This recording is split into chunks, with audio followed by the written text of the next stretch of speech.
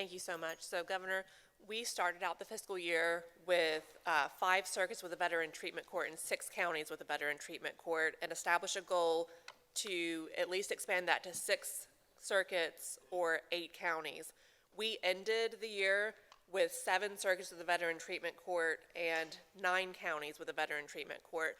But our overall goal is to have access to a veteran treatment court in every county across the state, whether that veteran treatment court be located in that state or we're transferring veterans from a county without a veteran treatment court to a neighboring county that does have one.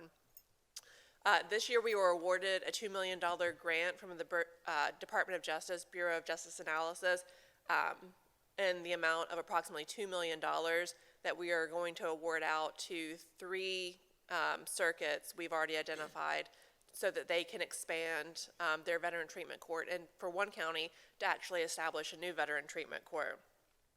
We've also hired a full-time Justice Involved Veteran Coordinator to take over this and really work hard to get access to veteran treatment courts across the state.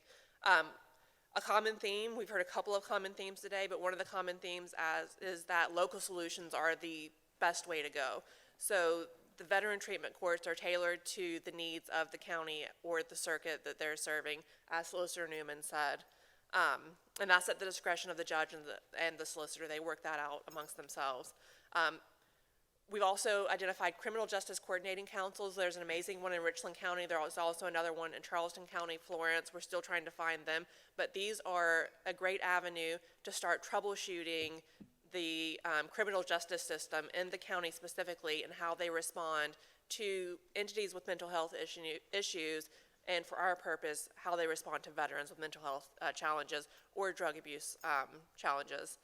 And identifying veterans in the justice system is a common theme for all of the circuits. How do we find the veterans? How do we get them the help that they need? And then there is consistent feedback that processes and procedures are needed to standardize circuit transfers so that if County A has a veteran that doesn't qualify for services in their county, they can transfer it to a neighboring county that can then rehabilitate this veteran, because that's what we want. We want every veteran that is able to be rehabilitated. So as we move forward, we're going to begin participation in the South Carolina law enforcement networks to advocate for the use of the Veteran Reentry Search Service to better identify veterans as soon as they become involved in the justice system.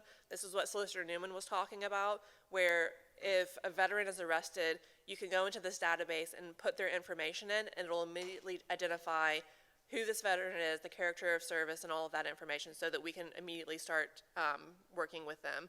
We're also going to increase participation in the criminal justice coordinating councils so that we can start troubleshooting, identifying veterans from first contact. As Jennifer Butler was saying, we have individuals reaching out to 911 operators and first responders. Our first responders, we want them asking the question, are you a veteran? This started out as part of our suicide awareness campaign. We're expanding it across all of our campaigns to make sure that we are identifying veterans as early as possible. And then expansion of veteran treatment courts through the Bureau of Justice Assistance Grant. Sumter, Chesterfield, Florence, and Anderson are right now pending approval. So this time next year, we should be telling you that we have at least 4 new veteran treatment courts in the state. Thank you. That's a great program. Yes, sir. And it just covers such a wide expanse. It gets back at what we're talking about in the housing issue, the suicide prevention. All of these are interrelated factors. And so the more we can get at sort of the core basis of this, it's how we get upstream of these things, get intervention as opposed to reactive. In this case, this is reactive in the justice system, but the more we can identify the risk factors up front, maybe it precludes them ever having to get into a point of potential incarceration or having to go through a VTC. So as we really work to screen people better, get a better handle on who our veterans are, what their needs are, and you'll hear about the coalition here in a moment, the better, we think, the better the opportunity we have to really go after that success statement of having a veteran population that's sound. Sounds like it's a big help to the criminal docket, too. Well, it is. It moves things along. And Director Sterling would tell you his veteran incarcerated population is pretty high. And so the more we can reduce that population, and you'll hear us soon talk about how we do better reentry of formerly incarcerated veterans back into the population and connecting them to pathfinders and other things. So much more to come, Mayor. So Governor Faster and General Grimsley, for the VA, we certainly would support looking at increasing the funding for the veteran justice outreach positions. As the need grows, that we can justify that. And so certainly that's funded through our homeless section of the VA, which comes through the medical centers. Right. So we would certainly be open to that. Just wanted to let you know. And we're partnered with their officers in our medical centers as well. This, again, this continuum of care across wide sectors is very powerful. Dave? Anybody have a question for these before we move on?